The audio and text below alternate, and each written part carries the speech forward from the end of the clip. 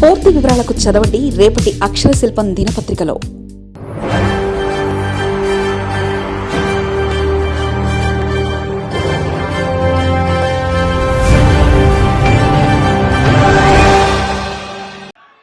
మిత్రులారా,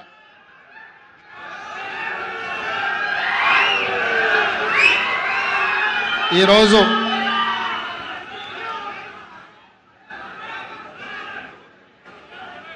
తెలంగాణ సమాజానికి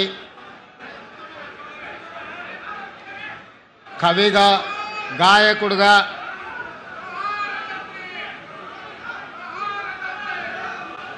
తెలంగాణ ఉద్యమకారుడుగా పరిచయం ఉన్న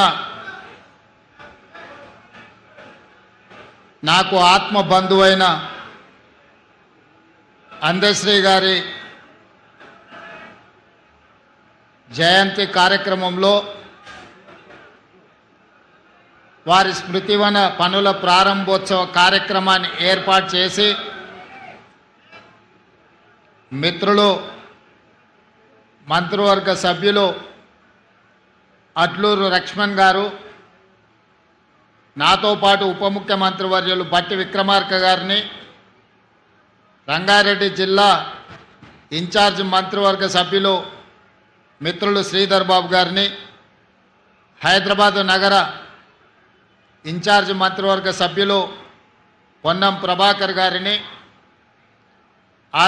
ఆర్ఎండ్బి శాఖ మంత్రివర్యులు సోదరులు కోమటిరెడ్డి వెంకటరెడ్డి గారిని, ప్రభుత్వ సలహాదారులు పెద్దలు సుదర్శన్ రెడ్డి గారిని, శాసనమండలి చీఫ్ విప్ పట్నం మహేందర్ రెడ్డి గారిని, అదేవిధంగా మేడ్చల్ శాసనసభ్యులు మాజీ మంత్రివర్యులు మల్లారెడ్డి గారిని, మరో విప్ అద్దంకి దయాకర్ గారిని, మరో విప్ బల్మూర్ వెంకట్ గారిని, రాజ్యసభ సభ్యులు వేం నరేందర్ రెడ్డి గారిని, మరో రాజ్యసభ సభ్యులు అనిల్ కుమార్ యాదవ్ గారిని, పార్లమెంట్ సభ్యులు డాక్టర్ మల్లు రవి గారిని, అదేవిధంగా బీర్ల ఐలయ్య గారిని, మందుల శామెల్ గారిని, కుంభం అనిల్ కుమార్ రెడ్డి గారిని, శాసనసభ్యులు మనోహర్ రెడ్డి గారిని, అదేవిధంగా మరో శాసనసభ్యులు కాళే యాదయ్య గారిని, మిత్రులు శాసనసభ్యులు డాక్టర్ కవ్వంపల్లి సత్యనారాయణ గారిని, మరో శాసనసభ్యులు లక్ష్మీ కాంతారావు గారిని, డాక్టర్ రాగమయ్య శాసనసభ్యులు గారిని, నాగరాజు ఎమ్మెల్యే గారిని, శ్రీ గణేష్ ఎమ్మెల్యే గారిని, నా ఆప్త మిత్రులు, ఆత్మీయ బంధువు అందశ్రీ కుటుంబాన్ని, వారి అభిమానులందరినీ ఆహ్వానించి వారి జయంతి కార్యక్రమాన్ని మనందరం చిరకాలం గుర్తు చేసుకునే విధంగా ఏర్పాటు చేసినందుకు మనస్ఫూర్తిగా మిత్రులు, మంత్రివర్గ సభ్యులు అట్లూరు లక్ష్మణ్ గారిని నేను అభినందిస్తున్నా. ఈ వేదిక ముందు చాలామంది ప్రజాప్రతినిధులు, అందశ్రీ గారి అభిమానులు అందరు ఇక్కడ ఉన్నారు. మీ అందరికీ లేదా 4 కోట్ల తెలంగాణ ప్రజలకు అందశ్రీ గారు కవిగానో, గాయకుడుగానో, తెలంగాణ ఉద్యమకారుడుగానో పరిచయం ఉండొచ్చు.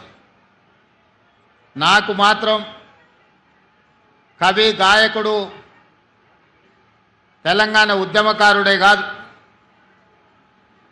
నాకు అందశ్రీ ఒక ఆత్మ బంధువు.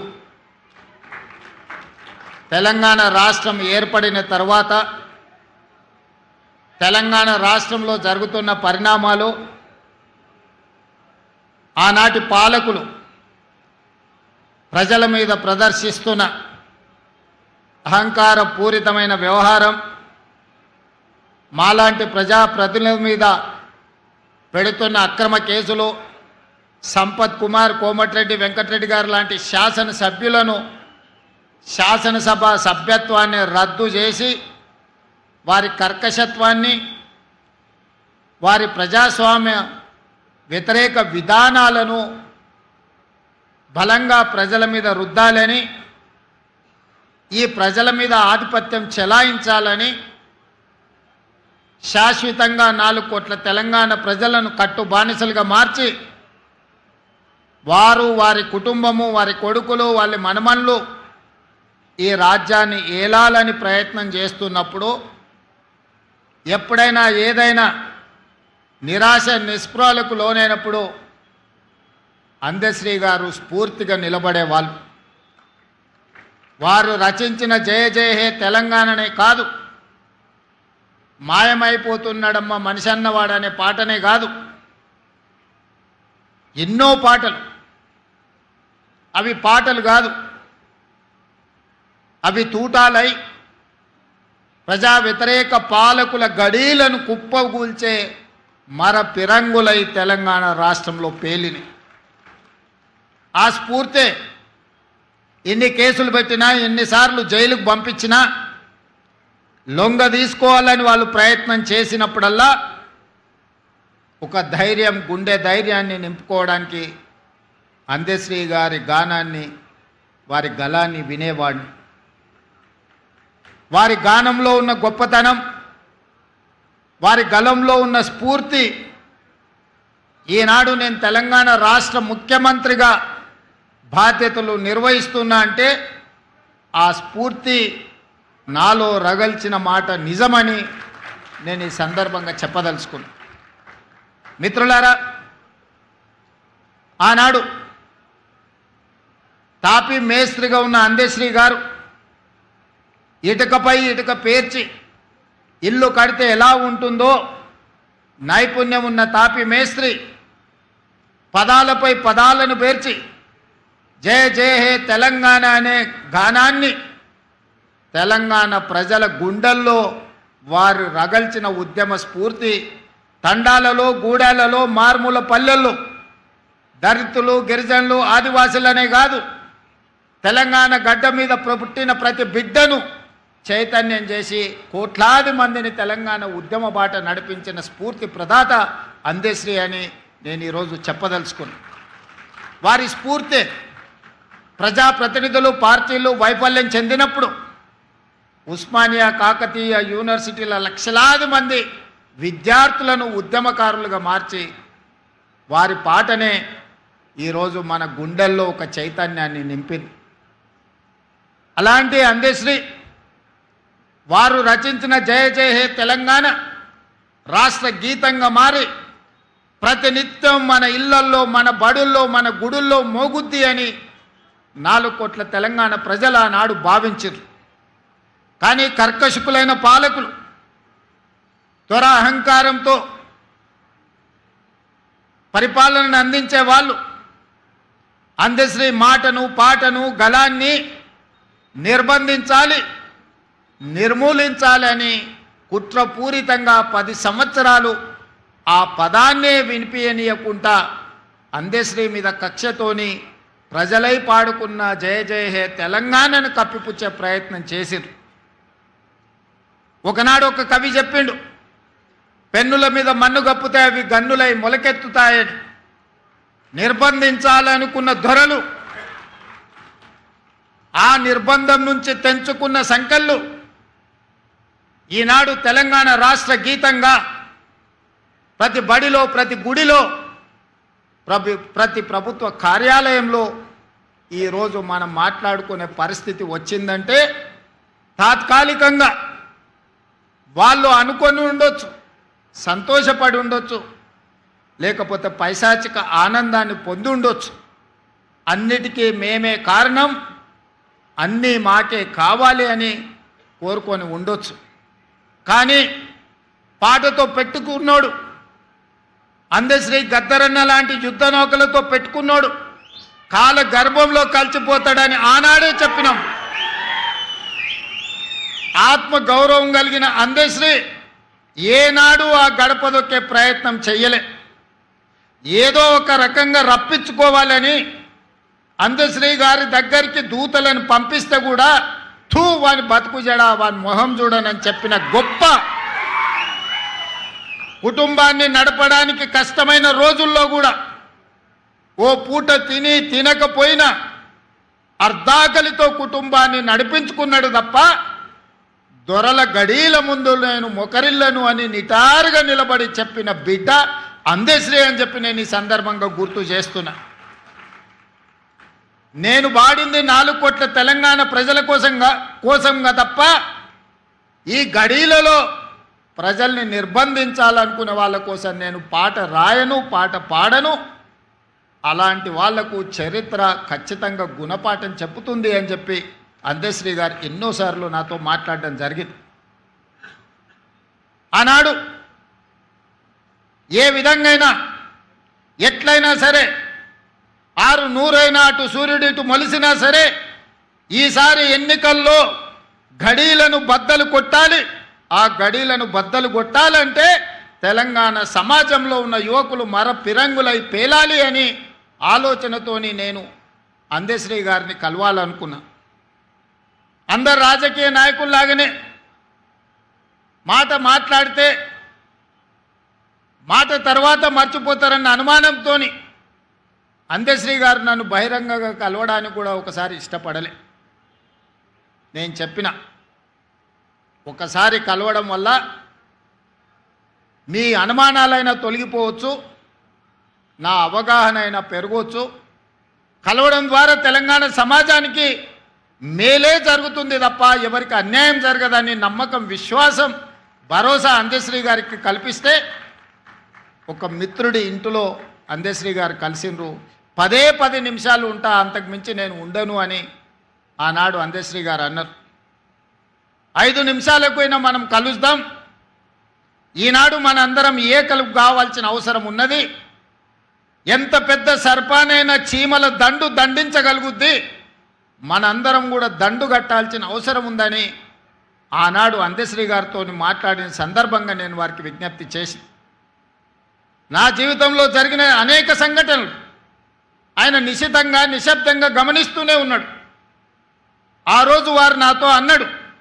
తర్వాత నా కుటుంబాన్ని కలవనికి వచ్చినప్పుడు నా కుటుంబ సభ్యులతో తన ఆవేదనను వెలిబుచ్చిండు. బిడ్డ, నేను చూస్తూనే ఉన్నా నిశ్శబ్దంగా, రాడా ఎవడన్నా ఈ దుర్మార్గుణ్ణి నేల కూల్చడానికి అని ఆ రోజు నేను అనుకున్నా. ఈరోజు నా రేవంతుడు నాకు ఆ నమ్మకం కలిగించిన, అందుకే నీ ఇంటి గడప తొక్కినా అని నా ఇంటికి వచ్చినప్పుడు నా కుటుంబ సభ్యులతోని అందశ్రీ అన్న మాటలు, ఆ మాటతో అందశ్రీ కవి, గాయకుడు, తెలంగాణ ఉద్యమకారుడు నాకు ఆత్మ బంధువుగా మారిండు. నా కుటుంబంలో పెద్దన్నగా నేను అందశ్రీ గారిని ఆమోదించిన. మేము 7 మంది అన్నదమ్ముళ్ళం, నేను 4వ వాడిని. మా పెద్దన్ననే నాకు స్ఫూర్తి. ఈరోజు ఈ స్థాయికి రావాలని, ఒక స్థాయిలో ఉండాలని ఎన్నో కలలు మా అన్న నాడు అన్నాడు. నేను ఎదుగుతున్న క్రమంలో మా అన్నను కోల్పోయినా. ఆ తర్వాత నాకు కనిపించిన పెద్దన్న అందశ్రీ అని చెప్పి నేను ఈ సందర్భంగా చెప్పదలుచుకున్నా. అలాంటి అందశ్రీని, తెలంగాణ ప్రజలకు స్ఫూర్తినిచ్చిన అందశ్రీని ఆనాటి ప్రభుత్వం ఎంత నిర్లక్ష్యం చేసిందో మనం చూసినాం. గద్దరన్న గురించి నేను చెప్పాల్సిన అవసరమే లేదు. గద్దరన్న వెళ్తే ప్రజాభవన్ ఈనాడు, ఆనాడు దొరల గడీల గేటు ముందల ఎర్రటెండలో గంటల కొద్ది కూర్చోబెట్టినప్పుడు తెలంగాణ ప్రజల యొక్క గుండె తరుక్కుపోయింది. ఇంత దుర్మార్గం, ఇంత కర్కశత్వం, పరాయివాడి పాలనలో కూడా ఇంత అవమానం జరగలేదు. గద్దరన్నను ఎర్రటెండకు కూర్చోబెట్టిన వాడిని శాశ్వతంగా ఫామ్ హౌస్లో బంధించాలని ఆనాడే ప్రజలు నిర్ణయించారు. ఏ రోజైతే అందశ్రీ గలాన్ని నిర్బంధించాలనుకున్నాడో, ఏ రోజైతే గద్దరన్నను అవమానించిండో, ఆనాడే తెలంగాణ 4 కోట్ల ప్రజలు నిర్ణయించుకున్నారు. ఇక సమయం ఆసన్నమైంది, గడీలను బద్దలు కొట్టాల్సిందే అని నిర్ణయించుకొని లక్షలాది మంది రోడ్ల మీదకి వచ్చి ఈనాడు ఆ దొరల గడీలను బద్దలు కొట్టి ప్రజాపాలనను తీసుకొచ్చి ఇక్కడ కూర్చోబెట్టారు. ఆ ప్రజాపాలననే డిసెంబర్ 7, 2023 నాడు బాధ్యత తీసుకుంటే జూన్ 2, 2024 నాడు రాష్ట్ర అవతరణ దినోత్సవం రోజు తెలంగాణ జాతికి జయ జయ హే గలాన్ని అంకితం చేసినప్పుడు అందశ్రీ గారి భావోద్వేగం పరేడ్ గ్రౌండ్లో వారి కళ్ళల్లోనే చూడాలి. నేను చెబితే మాటలు సరిపో. వారి భావోద్వేగం నిజంగా ఆనాడు అందశ్రీ గారి భావోద్వేగం ఇంకో తరాన్ని, ఇంకో రాష్ట్రాన్ని సాధించేటంత స్ఫూర్తినిచ్చే గొప్ప భావోద్వేగం. అందుకే మిత్రులారా, ఈనాడు ఈ ప్రభుత్వం ఒక అందశ్రీని, ఒక గద్దరన్నను శ్రీమతి సోనియా గాంధీ గారి స్ఫూర్తితోటి ఈ ప్రభుత్వాన్ని మేము నడిపిస్తున్నాం. ఈనాడు నా సహచర మంత్రివర్గ సభ్యులు ఎన్నికల సమయంలో ఇచ్చిన హామీలను, ప్రజల అవసరాలను, ఆర్థిక ఇబ్బందులున్నా ఒకటొకటిగా పరిష్కరించుకుంటూ కుటుంబాన్ని చక్కదిద్దే ప్రయత్నం చేస్తున్నారు.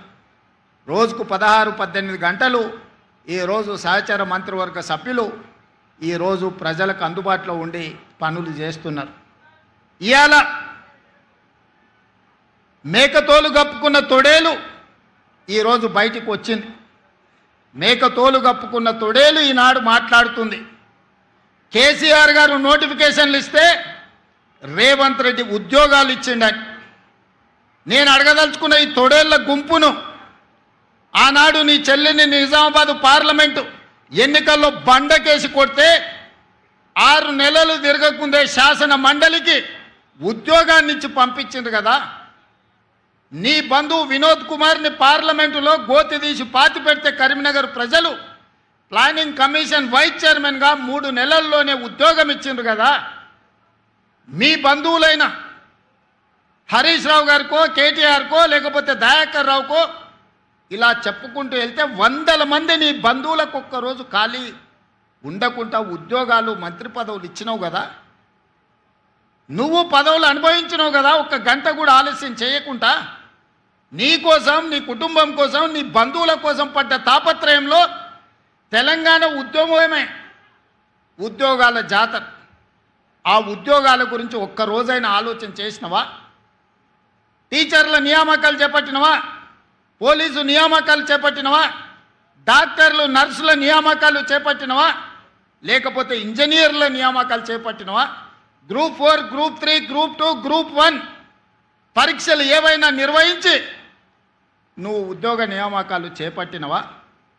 మేము నోటిఫికేషన్లు ఇచ్చినాం, రేవంత్ రెడ్డి నియామకాలు చేపట్టినన్ని నిస్సిగ్గుగా నడి బజార్లో నిలబడి మాట్లాడుతున్నావు కదా. ఈరోజు ఒక్క మాట నేను అడగదలుచుకున్నా. నోటిఫికేషన్లు ఇచ్చి ప్రశ్న పత్రాలను జిరాక్స్ సెంటర్లో పల్లి బఠానీలుగా అమ్ముకుని వందలాది కోట్ల రూపాయలు సంపాదించుకున్నావు తప్ప ఆ పరీక్షలను పూర్తి చేసి పిల్లలకు ఉద్యోగ నియామక పత్రాలు ఇవ్వాలన్న ఆలోచన ఏనాడైనా నీ కుటుంబానికి వచ్చిందా?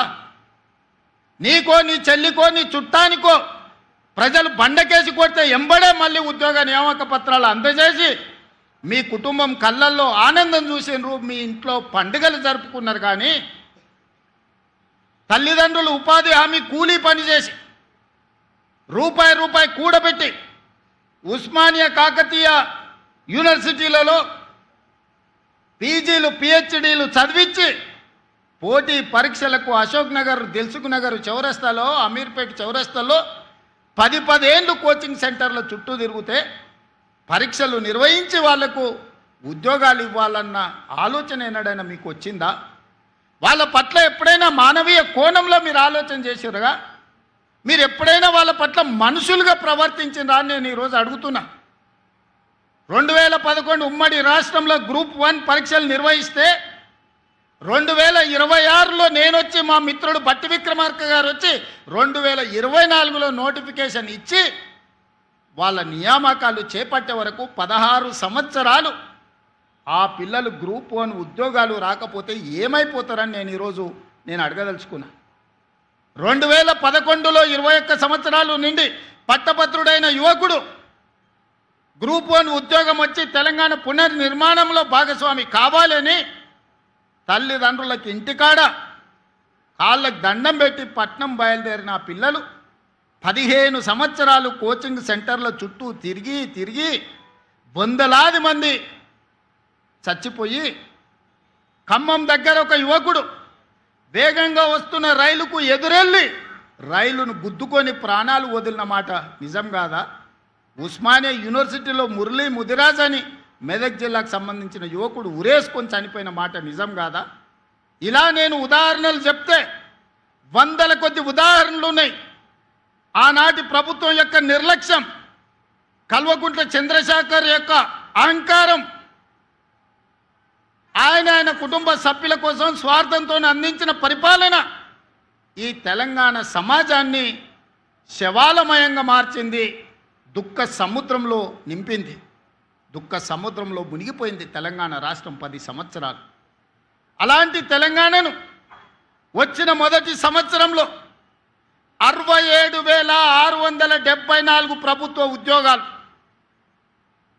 దాదాపుగా 70,000 ఉద్యోగాలు ఎల్బీ స్టేడియం సాక్షిగా, శిల్పారామం సాక్షిగా, నక్లెస్ రోడ్డు మీద ఉన్న అంబేద్కర్ సాక్షిగా నియామక పత్రాలు, ఉద్యోగాలు వచ్చిన పిల్లల్నే కాదు వాళ్ళ కన్న తల్లిదండ్రులను అక్కడికి పిలిపించి వాళ్ళ కళ్ళ ముందు నీ కొడుకు ప్రయోజకుడైండు, నీ కొడుకు ఒక డిఎస్పీ అయిండు, నీ కొడుకు ఒక ఆర్టీఓ అయిండు, నీ కొడుకు ఒక కమర్షియల్ ట్యాక్స్ కమిషనర్ అయిండు, నీ కొడుకు ఒక ఎంపీడీఓ అయిండు, నీ కొడుకు ఒక ఎస్ఐ అయిండు, నీ కొడుకు ప్రయోజకుడైండని ఆ తల్లిదండ్రుల కళ్ళ ముందు నియామక పత్రాలు అందజేసినప్పుడు ఆ పేదోళ్ళ కళ్ళల్లా, ఆ దళితుల బిడ్డల కళ్ళల్లా ఈరోజు మా లక్ష్మణ్ అంటుండు, అన్నా 52 మంది మా దళిత బిడ్డలు గ్రూప్ 1 ఉద్యోగాలు వచ్చినాయి, నువ్వు నియామక పత్రాలు చేపడితే నేను నీ మంత్రివర్గంలో ఉండడం నా జన్మ ధన్యమైంది, మా పిల్లలకు న్యాయం జరిగిందని మిత్రుడు ఈరోజు చెబుతున్నప్పుడు ఒక ముఖ్యమంత్రిగా నాకు ఇంతకంటే సంతోషం ఏముంటుందని నేను అడుగుతున్నా. నేను ఇవాళ ఇక్కడి నుంచి వేదిక మీద నుంచి చిల్లర మాటలు మాట్లాడి చిచోరగా తిరిగే నాయకులమని చెప్పుకునే వాళ్ళని సూటిగా అడుగుతున్నా. 10 సంవత్సరాలు నువ్వు నోటిఫికేషన్లు ఇస్తే నియామక పత్రాలు చేపట్టలేదు కదా, సంవత్సరం తిరిగే లోపల 70,000 ఉద్యోగాలు మేమెట్లా చేపట్టినాము? 15 సంవత్సరాలు గ్రూప్ 1 నియామక పత్రాలు నువ్వు అందించకపోతే పరీక్షలు పెట్టి ప్రశ్నాపత్రాలు బజార్లో నువ్వు కోట్ల రూపాయలకు అమ్ముకొని నువ్వు వేల కోట్ల రూపాయలకు పడగకెత్తితే మీ తండ్రి గారు ఎర్రవల్లిలో 1000 ఎకరాల ఫామ్ హౌస్ కట్టుకుంటాడు, నువ్వు జన్వాడలో 100 ఎకరాల ఫామ్ హౌస్ కట్టుకుంటావు, నీ బావ హరీష్ రావు మోయినాబాద్లో 50 ఎకరాల ఫామ్ హౌస్ కట్టుకుంటాడు, నీ చెల్లెలు కవితమ్మ శంకర్పల్లిలో 25 ఎకరాల ఫామ్ హౌస్ కట్టుకుంటారు. తెలంగాణ రాష్ట్రం మాత్రం 8,11,000 కోట్ల రూపాయల అప్పులో మునిగిపోతుంది. మీకు టీవీలు వచ్చినాయి, మీకు పేపర్లు వచ్చినాయి, 1000 కోట్ల వ్యాపారాలు వచ్చినాయి. ఇంత ఆగర్భ శ్రీమంతులు నిజాం కంటే ధనవంతులుగా మీరెట్లా మారుతుంది? 10 సంవత్సరాలల్లా 70,000 కోట్ల రూపాయల అప్పున్న రాష్ట్రం 8,11,000 కోట్ల రూపాయలకు తెలంగాణ ఎట్లా దిగజారిపోయిందో ప్రజలకు జవాబు చెప్పాల్సిన బాధ్యత లేదా అని ఈరోజు మేకతోలు కప్పుకున్న తొడేళ్ళని నేను అడగదలుచుకున్నా. అప్పుడే ప్రజలు మర్చిపోయినరు అనుకుంటున్నావా? మీ కుటుంబాన్ని అప్పుడే ప్రజలు క్షమించిండ్రని అనుకుంటున్నావా? మీ కుటుంబం వల్ల ఈ తెలంగాణ సమాజానికి దాపురించిన ప్రమాదాన్ని ప్రజలు గుర్తించలేదనుకుంటున్నావా? నన్ను తిట్టినంత మాత్రానో, నీ కడుపులో ఉన్న విషాన్ని వెదజల్లినంత మాత్రానో తెలంగాణ ప్రజలు నిన్ను క్షమిస్తారనుకుంటే ఈనాటికి, ఆనాడు కాదు, తెలంగాణ కవి చెప్పిండు, నిజాముల పైజామాలు ఊడగొడతాం, దిగంతాలకు తరిమి కొడతామని. ఇవాళ నేను చెప్తున్నా, ఆనాడు ఆ కవి స్ఫూర్తిగా నిజాముల పైజామాలు ఊడగొట్టి దిగంతాలకు ఆనాడు తరిమిను. సాయుధ రైతాంగ పోరాటం, బండెనక బండి కట్టి ఏ బండ్లో పోతో కొడుకో, చుట్టుముట్టు సూర్యాపేట నట్ట నడమ నల్లగొండ కడతాం నీ గోరి అని బండి యాదగిరి స్ఫూర్తి ఈరోజు కూడా మా దగ్గర ఉన్నది. ఇవాళ నేను చెప్తున్నా, 10 సంవత్సరాలు 70,000 కోట్ల రూపాయల అప్పున్న రాష్ట్రం 8,11,000 కోట్ల రూపాయలకు తెలంగాణ ఎట్లా దిగజారిపోయిందో ప్రజలకు జవాబు చెప్పాల్సిన బాధ్యత లేదా అని ఈరోజు మేకతోలు కప్పుకున్న తొడేళ్ళని నేను అడగదలుచుకున్నా. గజ్వేల్లోనే నిన్ను సమాధి చేసే బాధ్యత మాది, మా యువకులది. తెలంగాణ సమాజం మీకు అన్ని అవకాశాలు ఇచ్చింది, ఆస్తులు ఇచ్చింది, అంతస్తులు ఇచ్చింది, ఆగర్భ శ్రీమంతులను చేసింది. ఏమి తక్కువ చేసింది తెలంగాణ? ఏమి తక్కువ ఇచ్చింది మీకు ఈ తెలంగాణ? మరి తిరిగి తెలంగాణ 4 కోట్ల ప్రజలకు మీరు మీ కుటుంబంలో నలుగురు ఏమిచ్చిందని ఈరోజు తెలంగాణ సమాజం మిమ్మల్ని అడుగుతుంది. ఏం అన్యాయం చేసింది మీకు? చెప్పులు లేకుంటే తిరిగేటోళ్లకు, గంజి గతి లేని వాళ్ళకి ఇలా బెంచ్ కార్లకు వచ్చినాయి కదా. అమెరికాలో బాత్రూమ్లు కడుక్కునేటోడు ఈరోజు తెలంగాణ రాష్ట్రానికి మంత్రి అయింది కదా. దుబాయ్ పాస్పోర్ట్ బోకరు తెలంగాణ రాష్ట్రానికి ముఖ్యమంత్రి అయింది కదా. ఏం తక్కువ చేసిందని నేను అడుగుతున్నా తెలంగాణ మీకు. ఎన్నడైనా ఏ దుబాయ్కి పంపించే పాస్పోర్ట్ బ్రోకర్ కేంద్ర మంత్రిగా తెలంగాణ రాష్ట్రానికి ముఖ్యమంత్రి అవుతాడని కలలు కన్నాడా? అలాంటి దుబాయ్ పాస్పోర్ట్ బ్రోకర్ని ఇవాళ తెలంగాణ రాష్ట్రానికి ముఖ్యమంత్రిగా తెలంగాణ ప్రజలు చేశారు. అమెరికాలో బాత్రూంలు కడుక్కునే నిన్ను ఐటీ ఇండస్ట్రీస్ మినిస్టర్గా 10 సంవత్సరాలు ఈ ప్రజలు భరించారు. రబ్బర్ చెప్పులు లేని కోమటిరెడ్డి వాళ్ళ ఇంటి ముందల 1000 రూపాయల కోసం గంటల కొద్దీ నిలబడ్డ నిన్ను, నీ కుటుంబాన్ని ఈరోజు మంత్రిగా చేసిండ్రు. బతుకమ్మ చీరలు, బోనాలు, బతుకమ్మలు వస్తే వసూళ్లు చేసే మీ చెల్లెల్ని కూడా ఎమ్మెల్సీ, ఎంపీగా తెలంగాణ సమాజం చేసింది కదా. చివరికి సారాలో సోడా పోసే ఆయన సడ్డకుని కొడుకుని కూడా రాజ్యసభ సభ్యులను చేసింది కదా. ఇది తెలంగాణ ప్రజలు చేసిన త్యాగం కాదా? ప్రాణాలు ఇవ్వడమే కాదు, ఆత్మ బలిదానాలు చేసుకోవడమే కాదు, మీకు ఇంత ఐశ్వర్యాన్ని, అంతస్తులను అందించిన తెలంగాణకు మీరు చేసిన ద్రోహం ఏందో తెలంగాణ సమాజం మర్చిపోయిందని మీరు అనుకుంటున్నారా?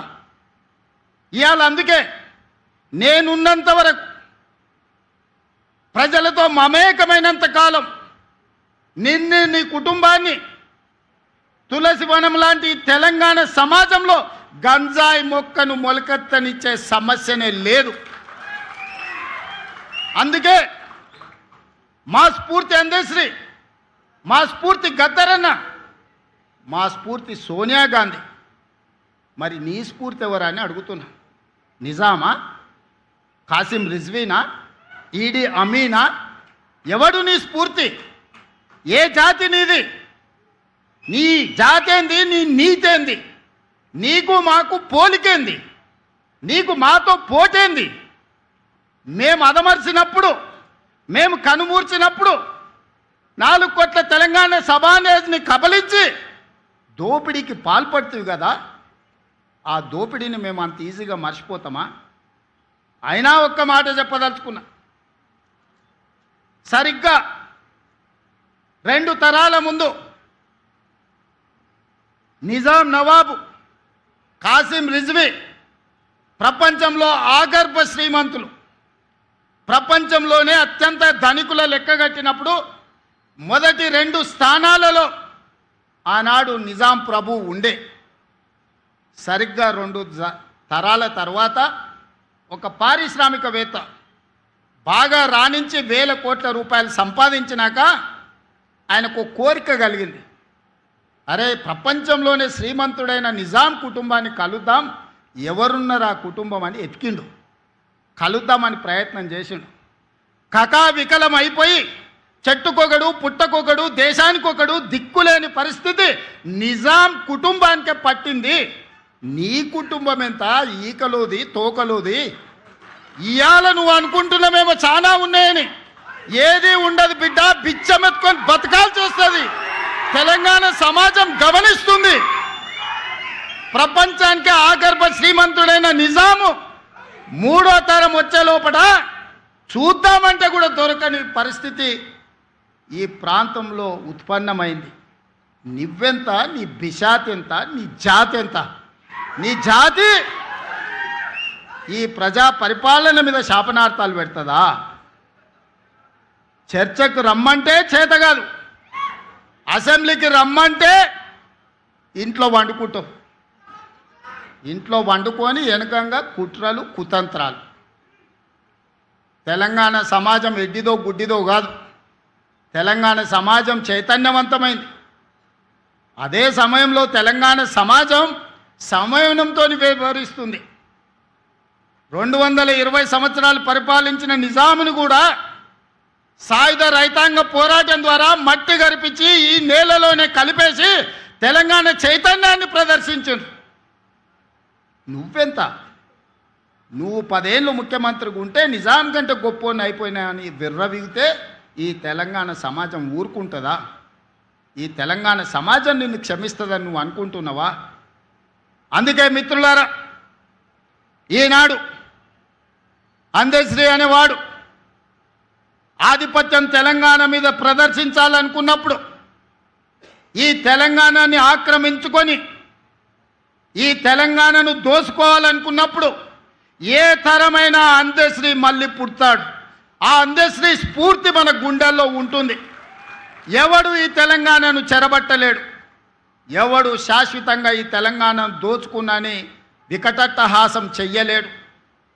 అప్పుడు అందశ్రీ తప్పకుండా వస్తాడు, పాటై వస్తాడు, తెలంగాణ సమాజాన్ని చైతన్యం చేస్తాడు. ఒక స్ఫూర్తి ప్రదాతగా అందశ్రీ ఉంటాడు. అందశ్రీ స్ఫూర్తి మా ప్రభుత్వానికి, మా పాలనకు శ్రీరామ రక్ష. ఈరోజు కూడా గుండె మీద చెయ్యేసుకుని ధైర్యంగా నేను చెప్పగలను, అందశ్రీ గద్దర్ స్ఫూర్తి మా పరిపాలనలో ఉంది. మాట కోసం నేను ఈ మాట చెప్పట్లేదు, నిజమైన స్ఫూర్తిని తీసుకొని ఈరోజు పరిపాలన అందిస్తున్నా. 60 రోజుల్లో 11,000 టీచర్ ఉద్యోగాలను నోటిఫికేషన్ నుంచి ఉద్యోగ నియామక పత్రాల వరకు నిరుద్యోగ యువకులకు అందించినాం. ఈనాడు నిరుద్యోగ యువకులకు నేను విజ్ఞప్తి చేస్తున్నా, ప్రతి ఖాళీని భర్తీ చేసే బాధ్యత మీ రేవంత్ అన్నది. మాయగాళ్ళ మౌటలో పడకండి. ఆనాడు కూడా ఇట్లానే 100 రూపాయలు పెట్టి పెట్రోల్ తెచ్చుకున్నారు, 10 పైసలు పెట్టి అగ్గిపెట్టె తెచ్చుకోలే, అగ్గిపెట్టె రావు. ఎవడన్నా పుణ్యాత్ముడు ఆ 10 పైసలు అగ్గిపెట్టె తెచ్చి గీర్నుంటే ఈ తెలంగాణ సమాజానికి బాధనే ఉండేది కాదు. అది చూసి భావోద్వేగానికి లోగైన తెలంగాణ బిడ్డలు, ఓ శ్రీకాంతాచారి, ఓ ఈశాన్ రెడ్డి, ఓ వేణుగోపాల్ రెడ్డి, ఓ సురేష్ నాయక్, ఓ యాదయ్య, ఓ కానిస్టేబుల్ కిష్టయ్య ఉరి కొయ్యలకి ఏలాడిండ్రు. బగబగ వండే నిప్పుల్లో తెలంగాణ కోసం అమర వీరులైనరు. కానీ వాళ్ళ కుటుంబంలో ఒక్కడికైనా ఘోరంత గీతైన పడ్డదా ఆలోచన చేయండి సోదరులారా. ఎంత దుర్మార్గులో, ఎంత కుట్రపూరితమైన జాతో ఆ జాతి ఈ తెలంగాణ సమాజాన్ని, తెలంగాణ జాతిని చెరబట్టాలని ఆలోచన చేస్తుంది. ఆనాటి నుంచి ఈనాటి వరకు, ఆనాడు మలి ఉద్యమంలో మొదటి ఆత్మ బలిదానం చేసుకున్న శ్రీకాంతాచారి తల్లి శంకరమ్మ బతికే ఉంది. నిన్ననో మొన్ననో ఆ అమ్మ మాట్లాడింది. 10 ఏళ్ళు ఒక్కరోజైనా గుర్తొచ్చిందా? నీ చెల్లెలు కవితమ్మకు ఎమ్మెల్సీ ఇచ్చినావు, కానీ శంకరమ్మకి ఏమన్నా ఇచ్చినావా? చిన్న ఉద్యోగమైన ఇచ్చినావా? అసలు మనిషిగానన్నా గుర్తించినవా శంకరమ్మను? ఎంత దుఃఖం ఉండింటుంది ఆ తల్లి కడుపులో కొడుకును కోల్పోయినప్పుడు. చెట్టంతో కొడుకు చేతికొచ్చి తన భవిష్యత్తు బంగారంగా ఉంటుందని ఆ తల్లి కళ్ళలు కన్నప్పుడు, కాలిన నిప్పులాగా, బగబగ మండుతున్న నిప్పులాగా శవమై ఇంటికి వస్తే ఆ తల్లి దుఃఖం ఒక్కరోజైనా నీకు అర్థమైందా? ఎందుకంటే నీ జాతిలో కానీ నీ కుటుంబంలో కానీ ఎవరికి గీత కూడా పడలేదు, ఎవ్వడు సావలేదు. మంది చచ్చిపోయినరు కాబట్టి, సమిధలు అయినరు కాబట్టి, ఆ సమిధలనే నీ మెట్లుగా మార్చుకొని అధికారంలోకి వచ్చినావు. ఇవాళ అదే శంకరమ్మకు మేము ఈరోజు మహిళా కమిషన్ సభ్యురాలను చేసినాం. తెలంగాణ ఉద్యమ స్ఫూర్తిని నింపిన ఆడబిడ్డ వీరనారి చాకలి ఐలమ్మ మనకు స్ఫూర్తి. వీరనారి చాకలి ఐలమ్మ మనమరాల్ని ఈరోజు మనము మహిళా కమిషన్లో సభ్యురాలుగా నియమించినాం. ప్రొఫెసర్ కోదండరామ్ గారిని ఎమ్మెల్సీగా చేసినాం. ఎన్ని ఉద్యమకారులకు ఈరోజు గౌరవించినామో ఒక్కసారి లెక్క తీయండి. మా భట్టి గారికి విజ్ఞప్తి చేస్తున్నా, తెలంగాణ ఉద్యమంలో ముందు బాగాన నిలబడి రెక్కల్ని ముక్కలు చేసుకొని గొంతుని విప్లవాలకు అంకితం చేసిన కుటుంబాలను 9 మందిని గుర్తించి రాష్ట్ర ప్రభుత్వం అధికారికంగా కౌలను, యాదగిరి లాంటి వాళ్ళను, చాలామందిని, గోరె టెంకన్నను, పార్టీని, జెండాను చూడకుండా ఈ గొప్ప కవులను సత్కరించి ₹1,00,00,000 ప్రతి కుటుంబానికి ఆర్థికంగా వాళ్ళు వయసు మొత్తం ఈ తెలంగాణ జాతికి అంకితం చేసి రెక్కలు ముక్కలు చేసుకున్న వాళ్ళు ఈ వయసులో పిల్లలకు కనీసం చదివించడానికో పట్టెడు అన్నం పెట్టడానికో పెళ్లి చేయడానికో ఆర్థిక స్తోమత లేని పరిస్థితుల్లో 9 మంది కవులను తెలంగాణ అవతరణ దినోత్సవం రోజు సన్మానం చేయడం కాదు, తలా ₹1,00,00,000 ఆర్థిక మద్దతు మన రాష్ట్ర ప్రభుత్వం ఇచ్చింది. ఇది నా సొమ్ము కాదు, ఇది ప్రజల సొమ్ము. ప్రజల కోసం పనిచేసిన వాళ్ళకు చెందాలి అని ఆ కవులను గాయకులని ప్రభుత్వం సన్మానించింది, గౌరవించింది, ఆర్థికంగా సహాయాన్ని అందించింది. ప్రజా జీవితంలో ఉన్న వాళ్ళకు చాలామందికి ఈరోజు మనం ప్రజాప్రతినిధులుగా అవకాశం ఇచ్చిన గిన్నే మా దయాకర్ ఉన్నట్టున్నాడు, ఉద్యమంలో ఉన్నాయన, తెలంగాణ ఉద్యమంలో పనిచేసిన ఆయన ఈరోజు ఎమ్మెల్సీ వేదిక మీద ఉన్నాడు. దయాకర్ ఉన్నట్టున్నాడు, దయాకర్ని ఎమ్మెల్సీ చేసినాం, ఆనాడు తెలంగాణ ఉద్యమంలో పనిచేసినాడు. ఇట్లా నేను చెప్పుకుంటూ వెళ్తే 100 మందికి అవకాశాలు కల్పించింది ఈ ప్రభుత్వం. అందుకోసం మేము దిగిపోవాలా? ఎందుకోసం దిగిపోవాలి? పోవాలి అని అంటున్నాడు. ఎందుకోసం పోవాలి? నువ్వు దోసుకోవడానికి పోవాలనా? నీ దొంగతనాల కోసం మేము దిగిపోవాలనా? నీ కుటుంబ దురాశ కోసం మేము దిగిపోవాలనా? ఆడపిల్లలకు ఉచితంగా బస్సు ప్రయాణం ఇచ్చినందుకు మేము దిగిపోవాలనా? ప్రతి ఇంట్లో రేషన్ కార్డు ఇచ్చినందుకు దిగిపోవాలనా? ప్రతి పేదవాడికి 3,28,00,000 మందికి సన్న బియ్యం 6 కిలోల లెక్కన ఈరోజు బుక్కడి బువ్వ పెడుతున్నందుకు మేము దిగిపోవాలనా? 200 యూనిట్లు 50 లక్షల కుటుంబాలకు ఉచితంగా ఇచ్చినందుకు దిగిపోవాలనా? 7 లక్షల మందికి ఇందిరమ్మ ఇండ్లు ఇచ్చినందుకు మేము దిగిపోవాలనా? 500 రూపాయలకే సిలిండర్ ఇచ్చినందుకు మేము దిగిపోవాలనా? 70,000 ప్రభుత్వ ఉద్యోగ ఖాళీలను భర్తీ చేసినందుకు మేము దిగిపోవాలనా? రైతుల కోసం రైతు భరోసాతో పాటు 21,000 కోట్ల రూపాయల రైతు రుణమాఫీ చేసినందుకు మేము దిగిపోవాలనా? దేనికోసం దిగిపోవాలా? దేనికోసం దిగాలా? దేనికోసం దిగాలని నేను అడుగుతున్నా. అందుకోసమనే ఈరోజు తెలంగాణ సమాజం నిటారుగా నిలబడ్డది. ఎవరు మాట్లాడినా, ఎవరు ఇట్లాంటి ఏషాలు వేసినా ఈ సమాజం నిలబడి ఎదుర్కొంటుంది. అందుకే ఈరోజు మిత్రులారా, ఎవరు ఎన్ని ఏషాలు వేసినా, చిల్లర మల్లర విషయాలను ప్రస్తావించినా తెలంగాణ సమాజం స్పష్టంగా గమనిస్తుంది. తెలంగాణ సమాజం నిర్ణయం తీసుకోవాల్సినప్పుడు నిర్ణయం తీసుకుంటుంది. ఈరోజు కూడా నేను చెప్తున్నా, ఈ వేదిక నుండి రాసుకోండి, మీరు మీ కుటుంబ సభ్యులు రికార్డు చేసుకొని ప్రతిరోజు రాత్రి పడుకునే ముందలా పొద్దున్నే తెల్లారగట్లనే మీరు వినండి. 94 నుంచి 2004 వరకు 2 సార్లు తెలుగుదేశం పార్టీ అధికారంలో ఉన్నది. 2004 నుంచి 2014 వరకు 2 సార్లు కాంగ్రెస్ పార్టీ అధికారంలో ఉన్నది. 2014 నుంచి 2023 డిసెంబర్ వరకు మీరు 2 సార్లు అధికారంలో ఉన్నారు. 2024 నుంచి 2034 వరకు ప్రజా పాలన అధికారంలో ఉంటుంది. ఇది చరిత్ర, ఇదే చరిత్ర, ఇదే భవిష్యత్తు. మీకు చెప్పుకోవడానికి గతం ఉందేమో కానీ చర్చించుకోవడానికి భవిష్యత్తు లేదు. మీకు భవిష్యత్తు లేకుండా మీ భవిష్యత్తును భావి తరాలకు మీరు చేసిన దుర్మార్గాలను ఒక పాఠంగా చరిత్రకు అప్పచెప్పే బాధ్యత మేము తీసుకుంటాం. ఈరోజు ఇక్కడికి వచ్చిన అందశ్రీ అభిమానులు, ఇక్కడికి రాలేకపోయిన కోట్లాది మంది అందశ్రీ గద్దరన్న అభిమానులు ఇదే శపథంగా తీసుకొని గల్లీ గల్లీ తిరుగుతారు, గుండె గుండె తడతారు, గూడెల దగ్గరికి గుడిసెల దగ్గరికి వెళ్ళి ప్రజలకు వివరిస్తారు ఎవరి పాలనైంది, ఎవరి పాలైంది తెలంగాణ, ఎవరు ఉంటే ఈ తెలంగాణకు మేలో తప్పకుండా జరుగుతుందని తెలియజేస్తూ మీ అందరి దగ్గర సెలవు తీసుకుంటున్న ధన్యవాదాలు మిత్రులారా. మరిన్ని కథనాల కోసం సబ్స్క్రైబ్ చేసుకోండి మీ అక్షర శిల్పం. పూర్తి వివరాలకు చదవండి రేపటి అక్షర శిల్పం దినపత్రికలో.